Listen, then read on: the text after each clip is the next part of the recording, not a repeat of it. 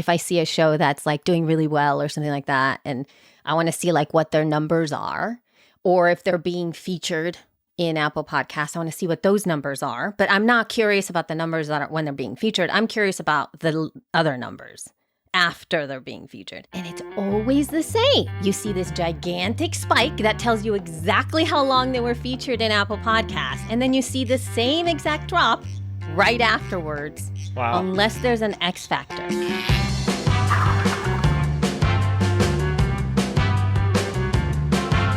Hey everybody, welcome back. Today I'm joined by Elsie Escobar. Elsie's been podcasting since 2006, so nearly 15 years. And over those 15 years, she's had an incredible impact on the podcasting industry through her work at Libsyn. She podcasts live, do their own conference. She's the co-host of numerous podcasts, of which we will talk about probably all of them, and an Academy of Podcasters Hall of Fame inductee. Elsie, thank you so much for being here. Thank you for having me, Alvin.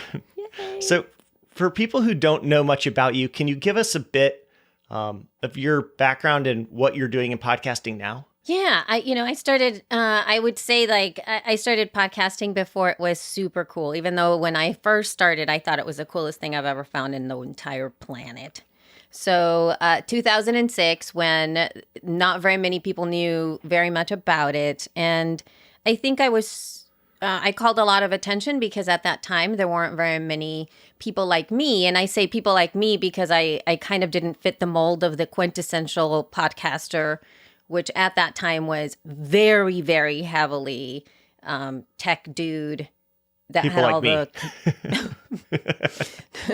Actually, you know what? I couldn't even say that because I think it was also an older demographic to some degree. It was at that time. I mean, I'm not aging you at all. I'm just saying that was my experience. And I was a yoga instructor, and obviously I'm a woman, and I happened to be from El Salvador. So I was an immigrant from El Salvador who was teaching yoga in LA, and I decided to make a podcast. I was the person that was afraid of the computer, and I thought AOL was the internet. So yeah. I'm dating myself. It was like way back in the day when I did all of that stuff. And in all honesty, my first big purchase ever in my entire life that I spent, that I felt at that time was a lot of money, was a PC. It was a computer. It was a laptop. I bought it off of HSN, and because it was on sale. You know, it was like one of those like, buy it now. And I was like, okay. And I bought this PC, and I got it specifically because I wanted, to delve a little bit more into the world of the internet. And in it, I discovered, I think that same year that I got that computer is when I discovered podcasting. And then it kind of gave me sort of the open door for me to mess around a little bit more with technology. I actually don't know why I was obsessed with it from the beginning. I think it was because it felt outside of the norm of where I was living, and it aligned more with who I was, because LA is so it leads so much with the physical, everything. Like, you look this way, you are this way, this is who, there's no moving outside of what people perceive you to be, like the end. There is no trying to be anything else. And I found that getting behind the microphone, it gave me the opportunity to just be myself. And I was all of these other things that I never got an opportunity to really talk about. And people wouldn't even want to like consider any roles that were like the ones I felt I could play because of the way that I looked. Yeah, so you're talking a little bit about roles. Your background before you were doing yoga and podcasting was you were an actor. Yeah. Yeah. So I was in LA, and of course I became a yoga teacher. I mean, that was, and I also started teaching yoga before it was cool too, before it was cool, before all of that stuff. So I was waiting tables, and then I started to do yoga at that time professionally. So I I was an instructor for 10 years. I also pursued acting for 10 years, even though I was a working actor for years before that as well. But I was doing that on stage. And so when you get to Hollywood, it's a whole other thing. So I think podcasting was my salvation. It was the way in which I grounded myself back into who I was, or back into myself, back into finding my voice, back into feeling empowered, back into feeling like I could create content, because coming from stage, I was always creating stuff. Like in our grad school program that I attended, we were given so much creative just leeway to be able to do so much, and to dream into the possibilities of being and pursuing any kind of work, that when you come to LA, it totally diminishes all of that. And it really, again, just puts you in one spot. And I had a really hard time. I'd never had that experience so in my face, where people qualified who I was just by the way that I looked, and put me in a category, and there was no way to get out of it. And so that feeling was possibly I think it really, not to make this sad, but it was like the darkest time of my life. Like I was it was the first time I ever experienced anything that I would call depression, because I felt like I didn't have any power. I felt completely powerless. And getting behind the microphone was really a lifesaver for me. But actually, before getting behind the microphone, podcasters gave me the courage to do that, to find myself before I even got behind the mic. Podcasters were the ones that helped me, because listening to podcasts was like life-changing for me. What were some of those podcasts, and what were they saying? Oh my God. This is my favorite subject. So back in the day, there were the LA podcasters. And I, at that time, because there were so little amount of podcasts in iTunes at the time, you could literally scroll through all of them. Like, I remember. And read them all, right? Like you could just see them all. And so you had the opportunity to be able to like choose from like 100 or 500, right? I don't remember the exact number, but it was a quantifiable amount where you could scroll through a lot of them.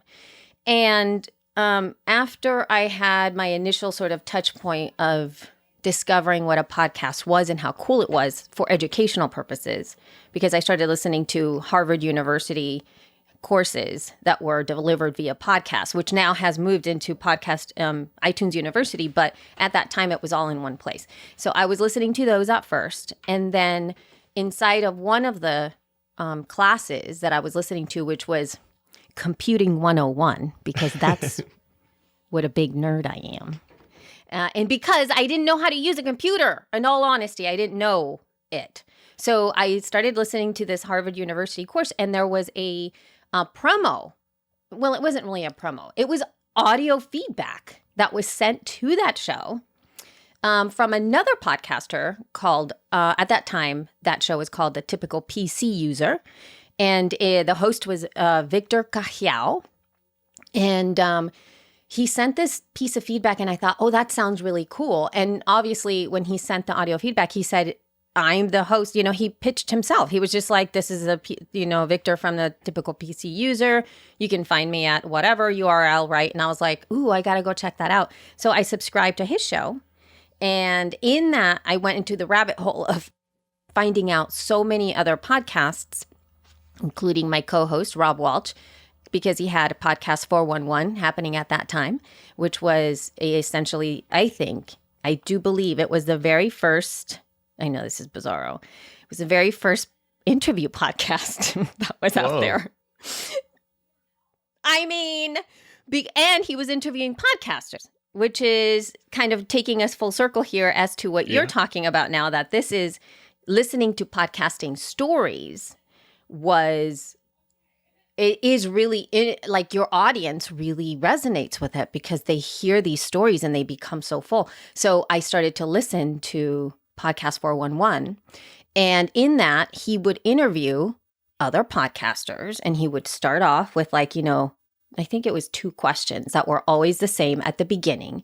And then they would just talk about their, very normal. It was like, 60 minutes or whatever. And I was exposed to so many podcasts that were happening at that time from people who I was like, you're podcasting? Because I thought that it was all NPR types, Right. that were doing this stuff.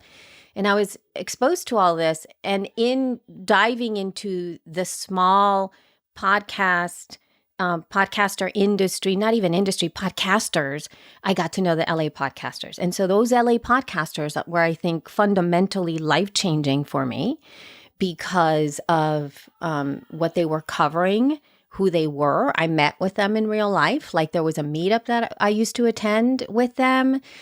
Some of the things that some of the topics that they were talking about really hit really hard where I was at that time. And there was one podcast specifically that sadly it is pod faded. And I wish he peaked way too early. Let's put it that way. He peaked way early. And it was called the Hollywood Podcast. Tim was the host of that. And he covered his life as a working actor in Hollywood, but he did it in a storytelling type format where he would tell stories of his life as they were happening. And it was riveting. It was hilarious and deeply moving. Like there were times where I used to walk down the street and laugh out loud and cry. Like I was crying so hard for him because he was so intuitive. The stories were amazing. And he ended up creating a book from it. One of the very first sort of books later on, like a chapter sort of book about that. And then he, I moved away from LA, so I don't know what the story was, but he's like faded out. I don't even know what he's exactly doing. I think he's producing shows for somebody else, but Tim Coyne was, I think, fundamentally brilliant when it came to creating a show, a podcast. But at that time, nobody really was listening. So... What do you think it is that's different about podcasting from other media types like blogs and books and YouTube videos and social media? What is it that connected so well with you and connects with so many people that listen to podcasts? The intimacy aspect of it. I talk, I think, a lot to, at least for somebody who is me, that's more like me, where I felt disconnected from my environment. I felt like I needed something. I also didn't feel quite comfortable where I was living when this happened, when podcasts came into my life. And what podcasting helped me figure out at that time in listening to them is that it expanded the world for me. I began to not only get to know people that were completely different than me, but also the fact that they were just like me. So it was this really weird thing that folks all over the world that were sharing stories that were so different than my life, I could find feelings that were the same. And that expanded my life in so many different ways than it ever had before. And the other aspect of it is that it gave me the privacy. And I think that this is something that a lot of folks maybe look over, is that, and especially from the podcaster perspective, we all want people to be talking about our shows and be like, oh my God, I just listened to whatever episode. And we tell your friends, da, da, da, da, right? But there's a lot of times when our listening is, I feel it's a very private thing. Like I don't want anybody to look at my listening list. And not because I'm ashamed of it or I don't want you to see, but I feel like it's a private thing for me. Maybe, when people show you their record collection or they show you like their special bookshelf at home or whatever, like there's only some people that you want them to start browsing through that stuff or like your special stuff, right? When you take them out. And that's how I feel with my podcasts. And they've been able to help me go through so much of my life in a private setting where I feel like I have people talking with me in my ears and I'm able to process information and feelings and beliefs that I wouldn't be able to talk out loud with anybody. Or if I had a question about something, I process it that way and I think about it in that way. And it gives me the courage to be able to move forward from whatever that is, and help me, be a better person. And I think that it takes me to that private space. I think that's what it is. It's the intimacy of having somebody with you and not having the pressure to talking back. I resonate with that in two different levels. The time that I realized that podcasting there was something different about podcasting. I was living overseas and teaching school in Haiti and listening to podcasts, feeling like, as some of the only English I would hear in a day would be listening to a podcast. And we didn't have enough internet to be able to do anything else but lightweight audio files. And I remember just feeling this very strong connection to, back then it was what you're saying, iTunes. You could scroll through and look at all of the podcasts that were actually available. And you got to hear stories and connect with the host. And then the other piece, I know different periods of my life where I get really interested in something, or I'm dealing with a particular problem, I end up subscribing to like 4 shows on that topic. Yeah. And then it's a way of like, you want to learn about, there was a time where I really wanted to learn a lot about Stoicism. So I went and subscribed to every podcast I'm on about Stoicism and listened to tons of episodes. And then when we had our daughter, I wanted to listen to all these parenting podcasts. And at each stage, when I left law and started working in marketing, I wanted to listen to a bunch of marketing podcasts and tech podcasts to learn as much as I could about those areas. And so I've never heard anyone say it that way, but I totally agree. It's why it can be uncomfortable when people say, "What are your favorite podcasts?" Yeah. And you may think, "Oh, it's a podcast about struggling with depression." I don't know if I want to share that with you right now. Yeah. And so there are obviously the ones that are staples that may be a little more shareable, for sure. But there have been experiences that I've had in listening to podcasts that have fundamentally shifted me as a person. And it doesn't have to, like thinking back about Tim Coyne's podcast. And also there was another one, another show for LA podcasters called Cush, Things I Say. And Jim Cushney, I think is his name. And he had that show way back.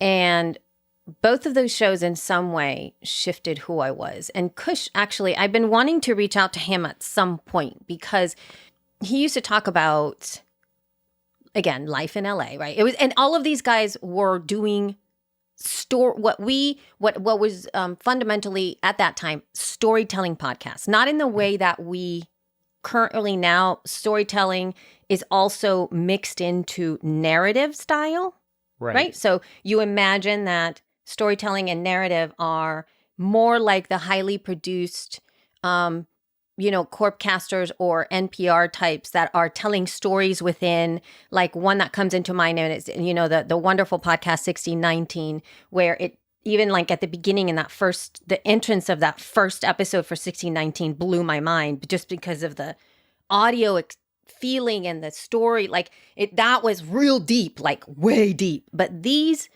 specific from LA podcasters it's kind of like something that happened to them in their life, right? Like something that happened to them in their everyday life. And they would get behind the microphone and they would just kind of embellish and dramatize their stories through their voices. So there wasn't extra like sounds and stuff. It was mainly them telling the story and just a normal story, but it was very specific. It's like they were acting, but not really, because it sounded like they were just talking to you. Anyway, Cush would tell these stories about men and women and from his point of view as a man. And he's distinctly, oh my God, I can't believe I'm going to say this. He was talking about like he had a wife or has a wife, and he was talking about coming into like something happened, and he mentioned how there was like this one. He was discussing about women, and like he was like, ladies, if your husband or boyfriend, no, if your boyfriend hasn't asked you to marry him after insert whatever amount of years or whatever, he's like, he's not going to marry you. He's not going to marry you. Just know that. And in the way that he was saying it, right? At that time, I had been with my person, with my ex, for over a decade. Wow. And there was no conversation about anything related to getting married, like at all. And I got really pissed off at him. Like, I was just like, how dare he? He doesn't know me. He doesn't know us. Like, mind you, he doesn't know me. I mean, he knew me, but Right. he didn't know that I was listening to his show having this reaction, right? It's not like I did not reach back to him and say anything. I just was like pissed. I was pissed. And I kept like, but I could not get his voice out of my head. And the way that he went through relationships from the male point of view and all of this stuff, like I kept listening to him. He was completely opposite of me. He was obviously incredibly, cis in a cis relationship, talking about that and that he being a man and all this stuff. And I was just like, what a douchebag, and from within, right? But at the same time, he was dropping some truth, man. And nobody had ever talked to me that straight up about relationships from a man's point of view. And it fundamentally shifted my mindset that eventually, fueled by his voice, I left that relationship. Wow. And I'm in a really wonderful place. Like I love my husband. I obviously have babies. And it's unbelievable. And I trace it all the way back to that seed of him saying that in his show. And it's one of those things where I just kind of want to turn back and be like, that influence, that moment changed my whole life. It's so interesting when you can actually pinpoint these like turning points in your life, specific things you hear.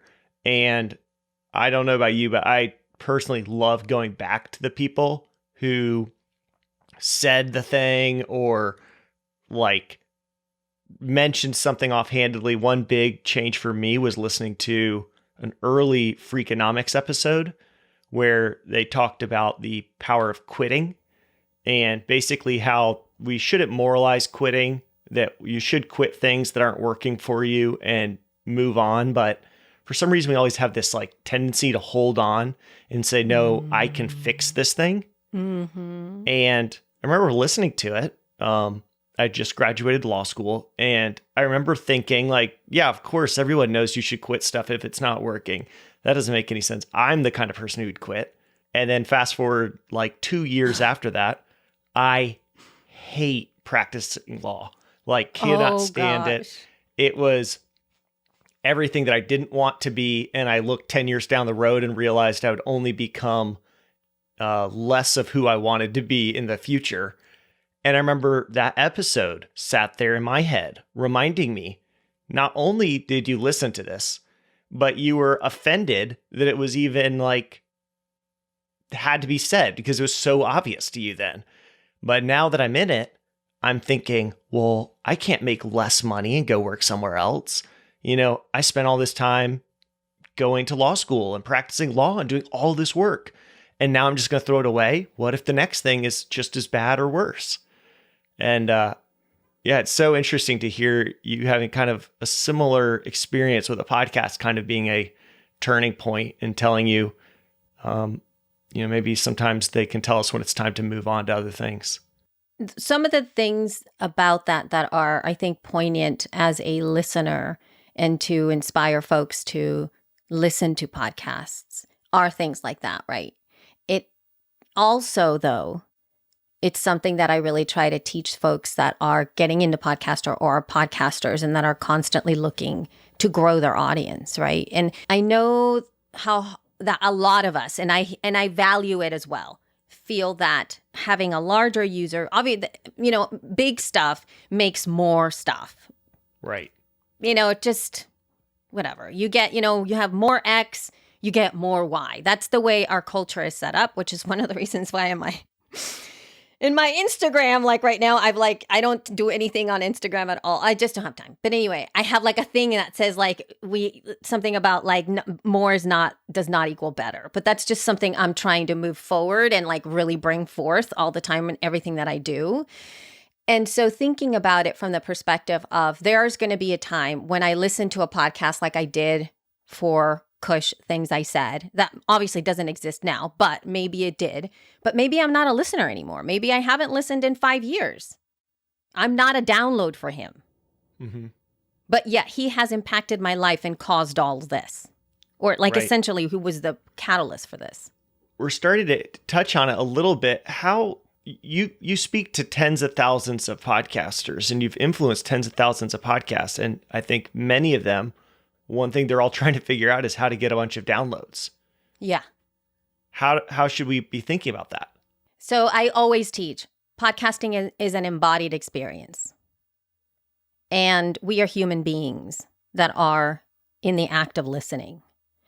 And that I feel is one of the fundamental differences within this kind of media, right? And so given that, I do feel very strongly that as a podcaster, somebody that's really, really wanting to grow their show, that you need to listen to podcasts. Not all of them, not many all the time, but you've got to engage in the act of listening to podcasts. You must do it. And if you hate it, this is great because then you can figure out what the points are of you resisting the listening, because many people are going to go through that. If you have pain points when you are listening to a podcast that really bother you, write those down, because that is probably what many folks are going through. If it gives you delight when you're listening, if you are, and the opposite is true. If there's something that really rocks your world, if you happen to have had something happen, because this happens all the time. I'm in the middle of washing dishes. Usually I get triggered. And that's the other thing. We get triggered. We have habits of consumption. And so we get triggered, particularly for me, for listening to stuff. If I'm washing dishes, that's one of the places that I listen to all the time that immediately gets triggered. If I start to wash dishes, I'm like, oh, where's my podcast? And I have to go find my podcast to listen. And then I'm listening to them and they're like, hey, if you want to do the thing, you got to sign up for the blah, blah. And I'm like, oh, crap, yeah. And then my hands are all sudsy. And I'm like, oh, I gotta remember that. Okay, and I'm washing. And then, my children come. And then by the end of the day, I completely forget. Right. So there's no direct, like when you're on the computer, sometimes you get somebody that sends you the email and you immediately respond, or Twitter. Like we've conversations on Twitter, and it's easier for me to respond that to you. Whereas if you were asking me a question in your podcast that that I'm listening to, I'd be like, oh my God, I have to remember to respond to Alban because he called me out on a show. Okay. And it's like, I will forget. And so the process of that relationship looks passive. It looks like they're not engaging with you, but there's a lot of people who are deeply embedded in that. You are deeply embedded in their life. Mm-hmm. And sometimes it doesn't just become magically a lot, right? I don't know if you've seen this in terms of stats, because I've always liked to look at stats. I have access to a lot of stats as well. And being able to see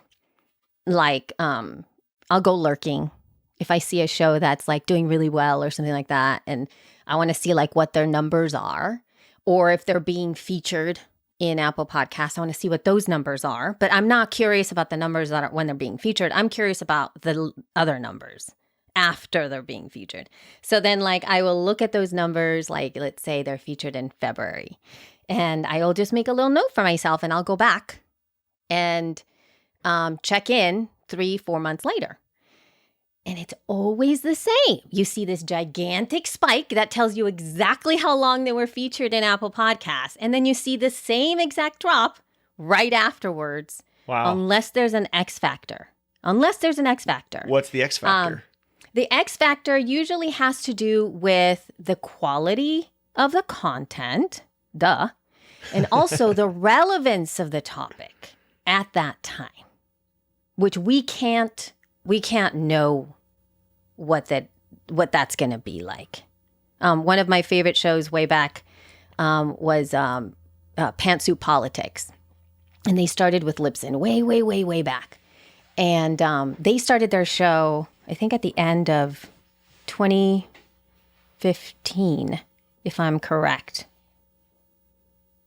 right before the election. And the concept for Pantsuit Politics is that it was one Republican, one Democrat. And at that time, too, they had a little thing that they said it was nuanced conversation. So they were really deep into kind conversation with each other, super smart. Both of them are amazing. And they were just talking with each other in a way that we often don't hear, let alone women talking like this in a civilized manner, in depth about politics from two completely different points of view in one show and not yelling at each other, right? So all of that stuff was like, but when it started, obviously it was like really intriguing. But then the election, the whole thing started to happen. And the need for them, for that voice was so just magic that it just catapulted them and continued to, and mind you, they're really good at what they're doing. So it's not like, they're fantastic. But the timing of that, you could not have timed it better, right? And without knowledge of what was going to happen in our world at that time. So the necessity for them was so huge. And that's an X factor that I've seen time and time again with a lot of shows that come out there. It's the right time, the right topic, and culture needs it at that time. The world needs this. And oftentimes that can't be repeated in that same way. Exactly. You can't just let's do another politics podcast, because it won't really have that same thing as when it first started that way. I could think of an example on the Buzzsprout side. We had it was a doctor who, I think he was maybe an epidemiologist, but he was just he would talk about different viruses and try to explain disease. And in 2011 or 12, maybe 11, he did an episode on Ebola, but Ebola was a really small thing that very few people knew about. So he went in depth, talked about it, and moved on. 2013, he's frantically writing into support saying, guys, I think there's a bot or something bad is happening. My podcast numbers are broken. And we went in and we said, they don't look broken. They look great. And we dug in a little deeper and we're like, no, it's an episode from 2011 that is skyrocketing. And then actually people are continuing to listen to your other episodes. Well, what had happened was we had the Ebola epidemic, and when that happened, people were needing to learn about, all right, what's happening here? How is it transmitted? What are the symptoms? What do you do? What do we need to do as a world to combat this? And he already had that all out there. He was needed at that time. So I wouldn't recommend someone now, hey, go put out a bunch of episodes about coronavirus and any potential diseases, because that is what worked in the past. It'll be something different next time. But kind of creating this evergreen content, stuff that's really highly produced. And sometimes it does take getting lucky. Like you're having civilized discussions about politics, and all of a sudden we have the least civilized election of all time. And everyone goes, hey, maybe it would be nice to hear something from a different perspective. Yeah. So that's what the X factor to me looks like, and it's in the same way, the way marketing works, where there are those different things where for me, marketing is more about visibility. It's more about getting to know a podcast or getting to be exposed to that even just the fact that this podcast exists is the first step. And that's where I think most marketing lies, within that. Listenership is it's a different thing. But at that point, it's just that sense of expansion, right? And that's what happens sometimes when you are featured in a lot of these audio platforms, which I think is the most, it's probably the least obstacle-filled way to get more listeners to your show, to get more people who follow your show, right? That would be it. But for a lot of folks, it's especially whenever you are featured within Apple Podcasts or something, it is a taster. It's like people are like, oh, that looks neat. And they will just click on it, and they may or may not listen to it. They may really like it and follow the show, or they may just leave it there. And most of the time they're just going to leave it there because you're not for everyone. Right. I was just thinking about, I'm sure you have a show about podcasting that is, Buzzsprout centric. I have a show about podcasting that's Libsyn centric. And so it's like my expectations of that show,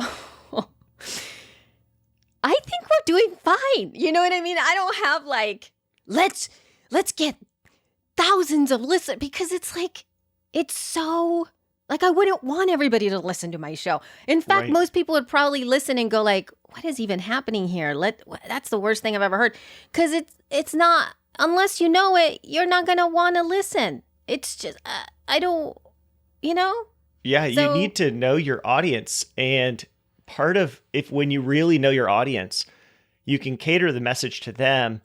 And that will often, to people who aren't in your target audience, will see it and go, this isn't for me. Well, yeah, it's not. If you're a Buzzsprout customer listening to the feed, you're going to be confused when you hear, we're working on Libsyn 5 and here's a new feature that just came out. They're going to go, well, that's not applicable because I don't use that hosting provider. And so, or if somebody's not a podcaster at all and they're listening to it, they'll go, well, what's up with all the podcasting news that keeps getting talked about? Yeah, totally. I mean, mind you though, I'm also incredibly obsessive about stuff. Like one show that I fell in love with, and now I'm totally obsessed with it. And I think it was like The Psychographic, why I was drawn in. But it was because it was called, it's one of my favorite shows. It's called The Pen Addict. And I couldn't wrap my head around, because I saw it a lot, how someone could talk for 60 to 90 minutes about pens. I listened to it. Yeah. So anyway, I didn't get it because I used to see it, right? Way back. I'm like, how is that even a thing? Right? And so then I started to listen to it, and I had no idea about pens, like zero idea, like nothing. I've always liked, markers and drawing, and I always liked notebooks and stationery. So I do like that stuff. I've always been a fan of colored pens, but not like fancy pens. Right. And so, but in the process, it becomes my happy place where I learned about all these things, but they're like they're like sort of like washing my palate out of anything that is, I'm not discounting that pens aren't important, but you know what I mean? Hearing somebody be so passionate about a subject, I just get so riveted by it, even though I have no stake in the game. I'm just like, this is so neat. I didn't know that even existed. And I just go about my business, but there's no stress involved. There's no like deeper thinking, like super deep thinking that I have to do. It's just like, neat. I didn't know that paper existed. I like that. I think I'm going to get that at some point. You know what I mean? I have there's a handful of podcasts. My favorite podcasts are all, I feel like, very heavy and they're more like intellectual. I have to be really focused and paying attention. But then I have all these other podcasts that I love because they're, hey, I kind of need a break. I just want to listen to something, kind of relax, and I'm doing something else. And I don't want to feel like, oh, I've got to rewind that and re-listen to that part to understand it or take notes. Yeah. And it sounds like that's what the Pen Addict is doing for you. Yeah. It's low stakes. We need some low stakes podcasts. Of course. And again, Mind you, there are folks that love the Pan Addict podcast because it is high stakes. So it's their, you know what I mean? So you move it in different places. They might also have a show that is totally low stakes for them, but maybe not pens, right? Like they're just like really into this stuff. And part of it is the passion that you bring to your stuff is what's going to make people stay. And sometimes they will be converted to it and they'll like really dive in, and then sometimes they won't. And I feel that that's where, what, coming back to like download numbers and all of that, you again, I feel that you have to solve your own, you have to really dive into what keeps you listening. Like in the way that we're talking about it, like what the types of people that are listening. It's okay if they only listen once a month. It's okay. But you keep doing your own thing. You have to figure out why you're podcasting, right? And if it really is worth it for you. And in the same way that you were talking about quitting, what I've seen now since I've been here for so long and in the space for so long is that there is a cycle for all of us as humans, that where we go and we evolve into a different person, not a different person, a more evolved person of who we are. We change. We just have different feelings. And so if we look back at 5 years before now, I can see how I've grown. I see that I'm not interested in some of the things that I was interested before. And I always feel, and I felt like, maybe you don't want to talk about the thing that you were so into when you first started podcasting. And so it's okay for you to quit it. It's okay. I know that for me, I still love to talk about, like I can't not talk, like that's what's a big trigger thing for me. I haven't found a place where I'm like, oh, I got to talk about this again. I still love it so much. It hasn't stopped since I began because it fills me in so many different ways. But there are a lot of but like my yoga podcast, I had to let it go. It's still painful for me to even say that because I haven't produced anything since 2013. But it's a huge part of who I am as a yoga person. But I don't want to teach it. Like I can't, and it's such a hard lift. I'm like, oh man, if I have to go behind the mic and teach a class, I don't have it in me. Like I just know it. That's not who I am anymore. It's in my past. It's part of me, but it's not the thing that leads. And, so I think in podcasting that happens to a lot of folks where they're really passionate about a specific thing and they start to talk about it and then it's over. And it's even worse, Albin. I don't know if you've had this interaction with somebody when they're doing really well with their show and it's actually incredibly, I'm using air quotes now, successful, and they have all the things. The download numbers, like the funnels or whatever, everybody's covering them and all this stuff. And they're like, I'm done. I don't want to talk about this anymore. Yeah. I mean, privately, I've had those conversations and you go to things like Podcast Movement and you talk to people there and you realize there's some podcasters who are doing incredibly well because they love their subject, and some, they loved it and they've now podcasted about it for 4 years.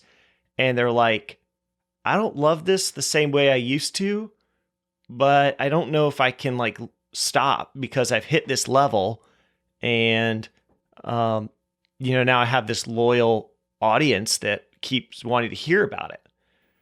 What do you say to podcasters when they hit that point where they're actually successful and maybe the thing that they started the podcast about, they're not interested in doing anymore?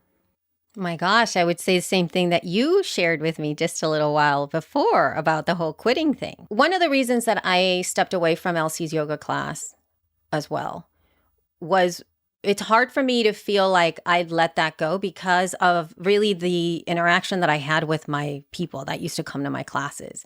And I had a very rabid following and there were folks who I was a huge part of their lives, of their actual like well-being. And I realized that there was a part of me that didn't want to be that for them. I was taking care of myself. I had just had 2 babies. And the reason that I stopped is because I could no longer hold them and my actual offspring. Right? Like I could not split myself like that. I had enough with my little ones. And in that respect, I had to be honest with the fact that I was only doing this for them. And that's when you have to start to think about it, where it's like, are you really just doing it for them? And are they going to be okay? I tried to transition out of it, maybe not in the best way, because I kept thinking I was going to come back and then I never did. But you have to be honest whether or not this is going to be your life. Like this is in the same way you were talking about, I really hate law. Maybe you started at the beginning and you were like, and then all of a sudden you're like, I just don't want to be here. Then you stop. And I know that that's hard. In the same way that I, left I left LA because I just could no longer do and live the way that I was living. And I really thought there was no way that I could leave my life as it was at that time. I really thought there was no out. And then I just left. I mean, there were many other circumstances, but I literally picked up and I left Los Angeles within a month, moved out and have not come back other than to visit my parents once. I left everything, an entire career. I had a career. I had it all, everything.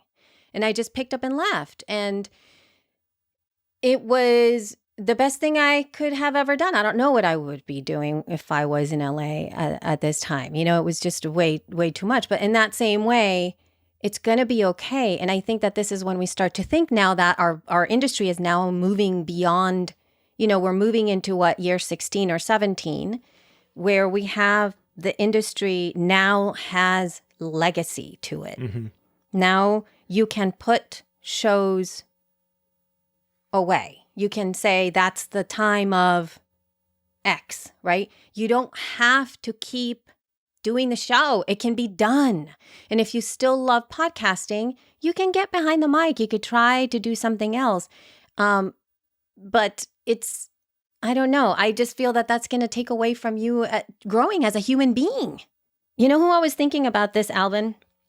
With Alexandra Cooper from Call Her Daddy. Mm-hmm. And she's really great at doing what she's doing right now, being the age that she is. And her audience, obviously, is a younger audience, right? A younger demographic all the way across the board. And so she's really targeted to those folks. But she's not going to stay 26, 27 forever. Mm-hmm. And think about what happened with us between 27 and 30. And who we were and who we ended up being. How about when we were, 32, 33? And I know that was a huge growth that I had at that time. And then can you imagine if somebody held you at 26 or 27 and then you had to continue to be that person the whole time? Yeah, that was the period that I was very excited to leave. That was the years of doing 12 hours a day of legal work. So I was happy to move on from that. Yeah, but I mean, like what you talked about, how you talked, how you interacted with people, maybe like, I'm not wanting you to disclose any of this stuff, but like the way that you were like dating or seeing people or going out or your friends. Yeah. Right. So much changes. So with the podcast, should people, the way they think about it is if you do have one of these shows that's very focused on your personality, and maybe part of that personality is like, hey, I'm this particular age going through this particular time and people that resonate with it. Should you just be updating the show kind of constantly and as you are changing and just say, yeah, we're not talking about dating and partying as much. And now we're talking about yoga and we're talking about parenthood. And yeah, this is the way you're growing up with the podcast with me. And you just are shifting who the audience is? That's exactly how I would approach it. Because if not, you're going to get stuck in that. You have to revisit it, especially if it's around that. If it's a specific topic, I think if you're covering a subject matter and it's less about you going through things, then absolutely. I mean, even one of the folks that I've listened to for a long time, and also who is somebody that I mentor, Casey O'Rourke is her name, and her show is Joyful Courage. It was a parenting podcast when I met her. She had smaller little babies, and she is a positive parenting coach. And it was great, great show from the beginning, and talking about positive parenting, primarily for like 2, 3, 4-year-olds, right? Her kids were slightly older. And then all of a sudden, one of the last times that I worked with her, she was going through a real hard time because she didn't want to talk about 2, 3, 4-year-olds anymore because her kids were tweens and teenagers.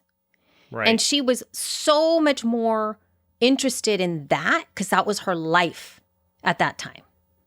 She was relearning so many things, and it's a completely different thing to parent a 4-year-old than it is a teenager. In many ways, not all, but many.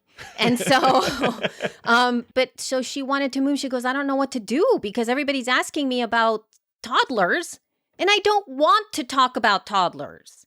So she shifted her whole thing, and she started to teach her listeners, this is where I'm moving forward. And so we worked it out so that she was able to then send folks, like, if you're interested about this, you can listen to these episodes and then hear. And then she started to guide folks to, these are other coaches that are focusing in on your age group. And then she facilitated that transition to other places so that she could really stay doing what she's doing. And she's still doing her show.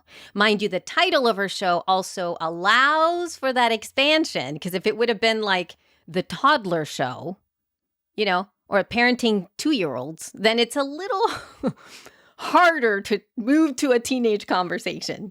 So it gives it the expansion for it, One thing I tell people a lot, especially a stumbling block I see a lot with new podcasters, is show art and the title, because they're like, they have this feeling that they're etching this in stone, and this is the title, this is the art, this is locked in forever. And I'm like, it's not, because you can just change the title and it updates in everyone's app, and they'll go, that's a new title. And some pretty popular podcasts have done this. And you tell people, hey, just to let you know, the artwork's going to change. It's still the same podcast, or it's a very similar podcast. Oh, the name, I'm going to change the name. This name never really doesn't make much sense because how the podcast is changing. So I'm going to make that move. We don't have to feel like everything is locked in, because just like people, podcasts can evolve too. Yeah. And it's so much better than, if you published a book, right? If you published a book, you can change the cover usually. But I guess you could change the title too, and you could get a reprint. But it's so much easier. It's much easier. It's so much easier. But then there are folks that get really caught up with their RSS feed having their old branding on it. And a lot of the time I'm like, who's going to see that? Honestly, who's going to look at your RSS feed and go, oh my God, it has a different name on it? Like, I don't know. I haven't looked at anybody's RSS feed in a long time, meaning, without minus work, right? 'Cause that's a different story. But if somebody's when you're subscribing to people's shows, usually you just do it on your app. On the Buzzsprout side, I think we don't even support people having custom names for their RSS feed. The only thing we do is it's just a string of numbers. So the numbers never change, so people never get too attached to them. But for anybody who's kind of confused, Libsyn has the ability for you to actually have it to be like, it would be something like the feed.libsyn.com/RSS. Yeah, it's made it's for the, what do you call it? It's the slug, or what you sign up for that is part of the, when you sign up for Instagram, and it's Instagram. Part of that URL. Blah, blah, blah. Yeah. And so, but even things like FeedBurner or, all of that stuff, where it used to be at least it was a thing before. It has to be, because I remember doing that. I'm like, what am I going to make that URL. And even in FeedBurner, when I burned my feed, because I did that way back as well, which is a program that burns feeds. And you don't even, I'm sure most people are like, what does burn feed mean?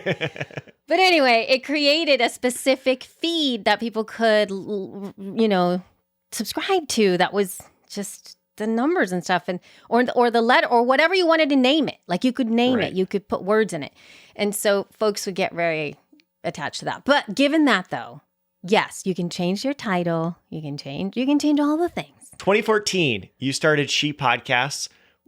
Started out as a Facebook group for women in podcasting, and it has grown to so much more. Can you tell us about She Podcast and how it started? Yeah, it started, it was Jessica. Jessica started my partner, my business partner. She started NBFF. She started this women who podcast or women I don't know, whatever. It was something like that, and podcasters, because what happened is when we would attend conferences, we would hook up with a lot of the women would get together and we would have lunch and all that stuff. And it felt so comfortable and yummy that we felt like she felt really, I want to have a space where we continue conversations like this outside of conferences and also not the existing groups that were happening at that time. So she started that just for herself, essentially, with a small group of people. She invited the people that we had lunch with. And then I brought all these people because I had all of these other names. And then I just started to add people to the group and all this stuff. And then as that started to grow, Jess and I I pitched her on She Podcast because everybody in the group was asking, we need to have a show about podcasting for women and blah, blah, all this stuff. And we're like, oh my God, we got to do it. We got to do it before they do it. And so we started a show under the idea that we would talk about podcasting from the women's point of view and really address women-centric conversations. But what ended up happening is, again, because this is what happens. That was the idea we had. Jess and I didn't really know each other very much. And so that was a concept. But as we got to know each other and became really close friends, it essentially morphed into the Jess and Elsie show, sprinkled with podcasting, right? So it's like we talk about our lives, and it's really just lots of fun. It's more fun than anything. We almost rarely stay on topic. We do cover podcasting news, information, tools, things like that, but we don't do it hard hitting, and we're not very tactical about it. We try, but we always fail. So might as well go with the flow, right? So that's what it is. But mind you, that continued to expand. We have now over 20,000 women in the Facebook group, which is crazy. And then Jess really championed putting She Podcast Live out, which is a conference that is very much centering women's voices and women and non-binary podcasters. So that's the other thing too, is that we expanded from women-centric only to women and non-binary in our group, because I really felt that women have started to get a little more expansion in podcasting as a whole, and there is more of our voices out there, but there's always a need for the same type of expression and the same type of support for those who oftentimes are not heard, which is why we started the podcast. And non-binary folks right now are often not really seen, and they don't really fit in any different place sometimes. And we thought this is possibly the best place for folks to come in to our group, even though it is called She Podcast. But remember, it's Jess and I that run the group, which is She Podcast. And you can always evolve and move. So we have expanded to include that. Anyway, that said, the conference itself is very much about making sure everybody on stage is a woman or non-binary. There are no men speaking at our conference. And even though you can attend if you're a man, it is just centered on women. So you'll have a great time, but again, the content it's very centric to the folks that we are serving, and that is it. And it's been an incredible experience to be able to expand and grow all of that aspect of it. We also have the She Podcast Super Squad, which is a membership community, because we have found that our time becomes more and more precious. So we can't really just be in the group in the same way. I used to be obsessed with that group. I was in there all day, every day.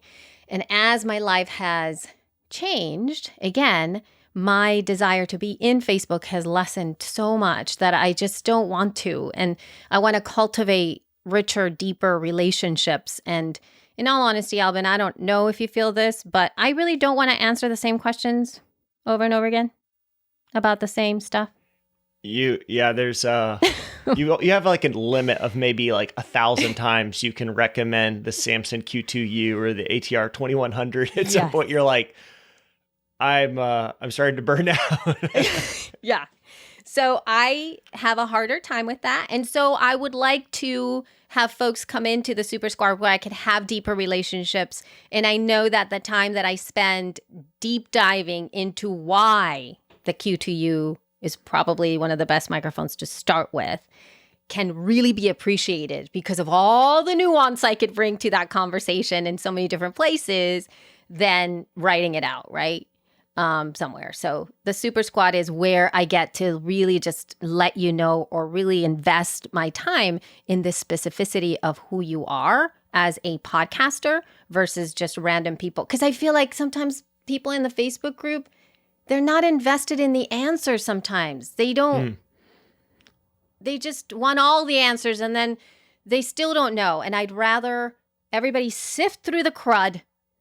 Not the crud, because there's a lot of people who are really smart too. So I don't mean it that way. I mean, just get the answer that you want. Because I know right now I'm just like, should I use this tool or that tool? Tell me and I will do that. Like, I don't need to I don't need all the stuff. When I need an answer, I'm going to go like, you tell me, please. For anyone who hasn't listened to She Podcast, the podcast, it's absolutely hilarious. You and Jessica have like the best chemistry. And I'd listened to the podcast before, but I listened to a few episodes prepping for our conversation. And I just found myself like cracking up, like laughing out loud multiple times an episode. I think that it is true. Once you hit a certain point where, you know your co-host, you have really good chemistry and you're both comfortable like taking the conversation off on a tangent for a little bit and then coming back to the topics that you have. It's super well done. And I recommend it to anybody who's looking for a good podcast. And even if you're not a huge podcast junkie like we are, it's still really good. It could fit that perfect, like what the Pen Addict is for Elsie. It could fit true. That like, hey, it's a low stakes environment. It's going to be fun. You're going to enjoy it. And you'll get to hear some stories. This is a conversation that's been coming up for me, at least in a few times recently. What is the experience for women podcasters? At least how is that different than it probably is for male podcasters?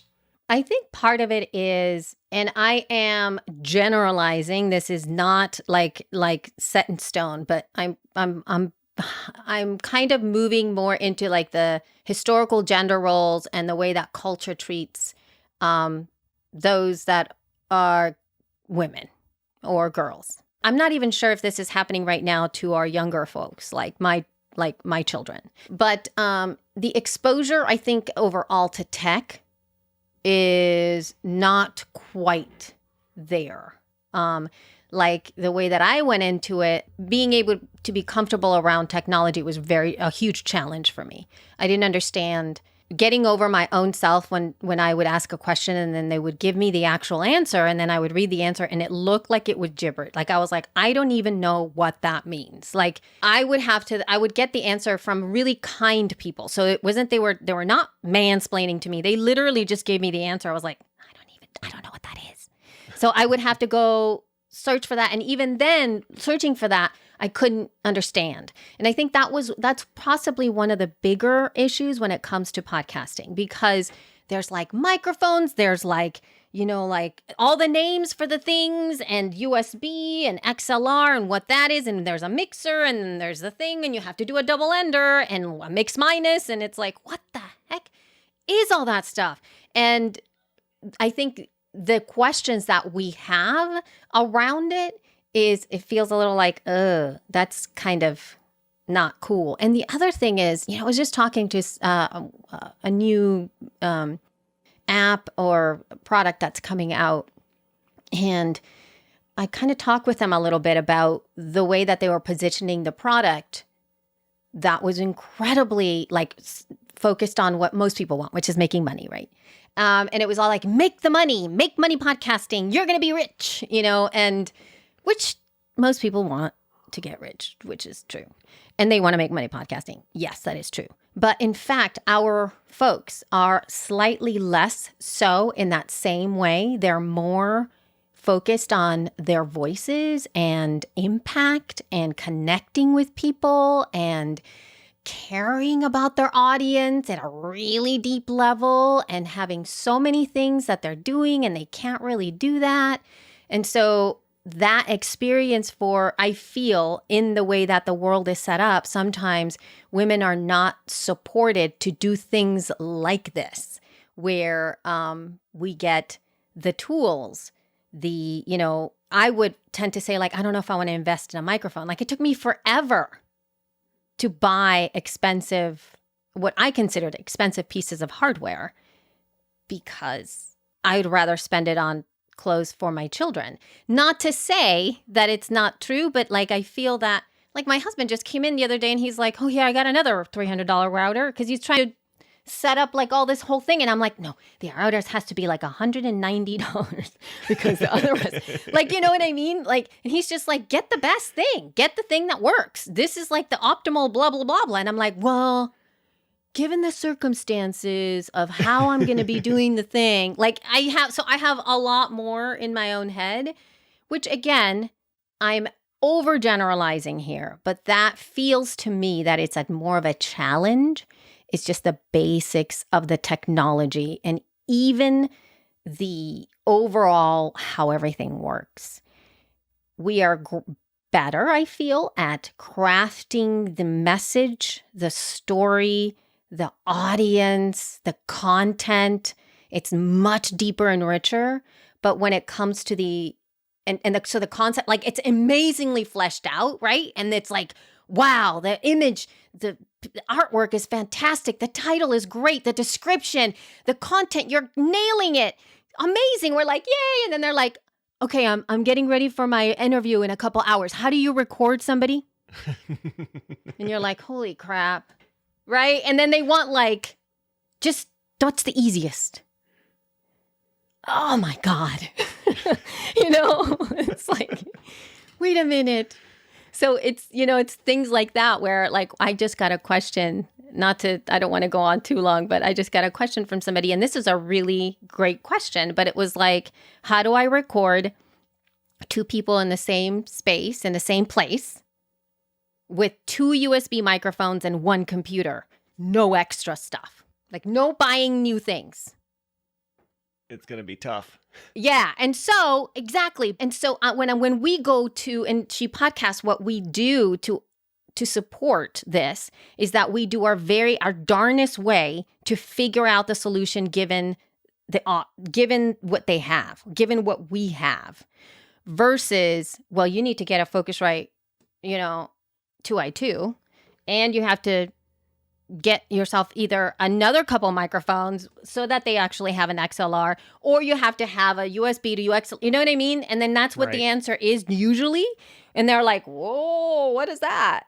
Whereas I would end up sometimes going just take out your iPhone and put it in between you guys and record to some degree, right? I mean, there's obviously other answers, but if it's the thing that's going to get you to stay podcasting, that's where I feel you just got to go. It's okay to let go of the dogma. So I think we, at least in She Podcast, we're not stuck in the dogma of podcasting, which sometimes becomes a little crazy. It can be a little overbearing if you're a new podcaster and the first thing you hear is, we need to have this particular setup and you need to be doing this to your audio and you need to be promoting on these 7 social media platforms and you need to be cutting up your episode into clips and editing with this and doing this mastering. And you're oh my gosh, this isn't a full-time job. I want to share stories about, my experiences doing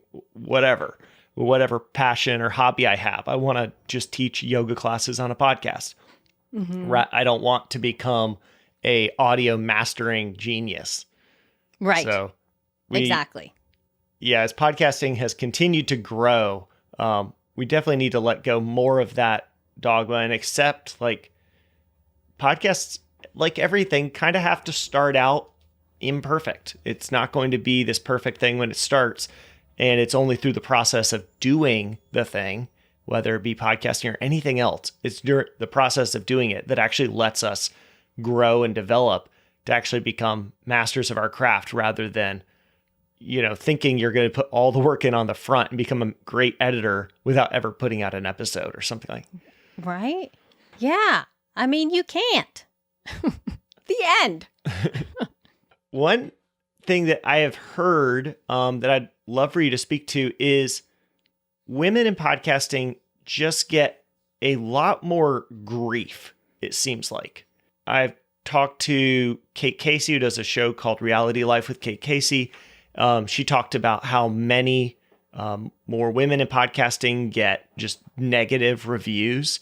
It's not a ton of like 4-star. It's every once in a while there's somebody who goes out of their way to leave a pretty nasty review or gets a DM on Twitter that's just kind of just mean about the podcast. And I mean, I can tell you from my perspective, every once in a while I get like one person who's a little rude, but it's very rare. And most of them, comes off like the person themselves has got something going on. It never feels like it's reflecting on me. Do you see that? And then what advice do you give to women if they're experiencing that? Oh, God. Yes, I do. I see that. For me, actually, my very first reviews for both Elsie's yoga class and for the feed were scathing. And they were all about me and my voice, like straight up. Wow. The first review that I had for the feed, I put an episode 0 out, and this was 2013. But I put I put it out. It was like literally, I think it was like 8 minutes. It really was it's coming. This is a quick introduction of who I was, what to expect. And obviously at that time, I didn't know what to expect. But it was just like that, real lighthearted, just the way that I generally am, right? And I put that out. The first interview, it said something like, who is this girl? Who does she think she is? She sounds like and then they said something about my setup that it didn't sound right. And where's Rob? At this point, you'd been podcasting for 7 years. Yeah. I went back and actually listened to episode 1 of the feed earlier today. Uh-huh. And it's a professional podcast. Like, you're not a new podcaster by any means. This is a podcast you've been doing it for 7 years and it shows. Yeah. So how do you respond to that stuff? Obviously that hurt my feelings a lot. It hurts. It makes you feel, because it's a personal attack. I'm telling you, it's not like I hate the show. It's a personal attack. And when She Podcast has gotten bad reviews, usually it's who do they think, that's the other thing. Who do you think you are is the response that we often get. And it's like, we don't think we're anybody. Like, we don't think we're anybody. And it does hurt. And for Elsie's yoga class, it was more like she talks too much. Mind you, it is a yoga class, and I did talk too much, so that was cool. but in that respect, it's just about, or she really likes to hear herself talk. And I think part of it is that oftentimes, again, culturally, even my mom said this to me. She's like, "You talk too much about my podcast, about She Podcasts." And I was like, "Mom, it's a podcast. That's the point." There's not supposed to be a bunch of dead space. Right. And so what I would say about that is part of it is, well, I don't look at reviews. I just don't. I don't, because I can't handle them very well, especially the negativity that comes from them, and because they really strike me deep. And And I know that they don't have, I know all the things. I know all the things that I say to my people. But part of it is that I just try to, I don't need to see them. I don't need to look at them. And if I do get like outreach from somebody that is super, super negative, I do my very best to turn things around. I'm not somebody who's going to dismiss people and be combative with them. I'm not a combative person. I try to be very emphatic and or like to listen to what the truth is behind what they're saying to me. Not to say that I'm constantly doing that, but I do like to hear whenever criticism or feedback comes my way, critical feedback, I try to see what the truth is on that and I try to adjust whether or not I believe that to be true, and then I get a little feedback when it comes to that. Now, when it's a thing that's just about me and my voice and all that stuff, I still have a hard time dealing with that because I'm sure I'm not everybody's cup of tea either. Oh, there she goes again. Or I know myself too when I'm editing. I cut out half of the giggles that I have because I tend to giggle a lot. So I'm getting better at cutting out my giggles by my own choice. But it's part of it is that we have to really understand to continue to go through that process and to do everything that you possibly can to keep you going. That's it. To me, it's moving away any obstacle in your way that's going to in some way diminish the work that you are doing in the world. I don't want to have that. Jess is the opposite. She likes to read stuff and she likes to fight it. I'm not the fighter. Is definitely the fighter. Yeah, she's the fighter. She will call you out. She reads the stuff on air and I'm always like, oh. And I'm not the fighter, but do whatever fills you and do whatever you need to feel your voice moving out there. I personally don't like to read any kind of reviews, negative or positive. So all those services like my friend, Daniel Lewis with my podcast reviews and stuff like that, I don't want to see it. I don't care about that. I don't want to see it. I don't like it. So I just don't. That's how I handle it. Yeah, I think that's a pretty intuitive thing to notice that if it's not healthy, it's not adding something to your life, and all it really is doing is providing like an attack vector for people just to throw negativity into your life. Yeah, it's not useful. It's not edifying. No. And you have tons of ways to contact people who are in your target demographic. It's not like you don't respond or talk to people. People can reach out to you in the She Podcast group, in your private community. You have friendships. And you have tons of people who are telling you, here's what I love about any of your podcasts.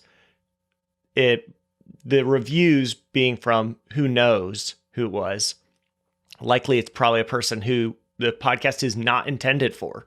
They have a very different personality. They want a very serious show. They want to get more into the tech weeds, or they want whatever it is. Great. Like, you hear this podcast. If it's not for you, no problem. If there's podcasts you love, you can actually be the positive side of this, which is go leave some positive reviews. Actually send an email to your favorite podcasters. Let them know that you really enjoy their content, because that really does make a big difference. Especially when, we had someone in the Buzzsprout community group who her first review was a 2-star review. And she asked the entire group, hey, I think I might just shut down the podcast if this is, how am I going to be received? So annoying. Yeah. Just like leaving the positive reviews will help combat anybody's bad behavior. That there'll be some positivity there too. So, you may be the review that helps someone keep going. Elsie, I've talked to you, kind of kept you 30 minutes over time. Thank you so much for being generous with your time and staying. Where could people find you if they want to learn more about you? I'm all in, obviously She Podcast. If you come to She Podcast Live, it would be amazing. All of the links are at shepodcast.com.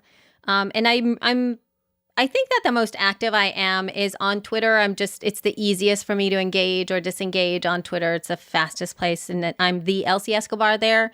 Other than that, if you do want to just keep up with me, listen to my shows, because that's about the only place that I'm sharing that specifically. And now, I might be doing a little bit more lives here and there just inside the group though of the She Podcasts Facebook group. If you're a woman or non-binary, please join our group. It's really lovely. It's a fantastic place to be.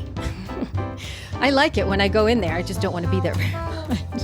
Well, Elsie, on that final note, thank you so much for joining me, and we'll have to get you and maybe Jessica at the same time both back on the podcast Oh my sometime. God. That's crazy. That's crazy talk.